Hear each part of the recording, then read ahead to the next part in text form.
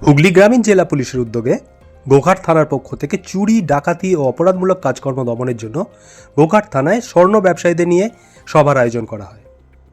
বেশ কিছু স্বর্ণ ব্যবসায়ীদের সতর্কবার্তা ও পরামর্শ দেওয়া হয়।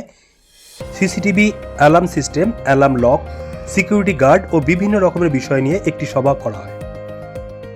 এই সভায় উপস্থিত ছিলেন আরামবাগের এসডিপিও সুপ্রভাত চক্রবর্তী ও গোঘাট থানার ওসি সহ আরও অনেক পুলিশ অফিসারেরা।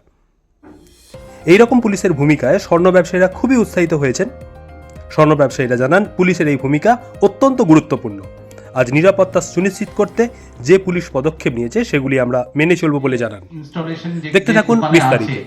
সিসিটিভি তার ডিভিআরটা একটা ডিভিআর থাকে যেখানে ওটা স্টোর হয়, যে ডেটাগুলো সেগুলো স্টোর হয়।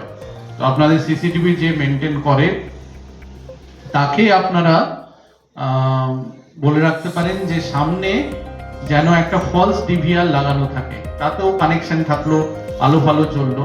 তাহলে হলো কি, যে ডাকাতি কিংবা চুরি করতে এসছে সে ওইটা নিয়ে চলে যাবে, আসল যে ডিভিআর সেটা যেন থেকে যায়, সেটা যেন অন্য কোনো জায়গাতে লুকানো থাকে।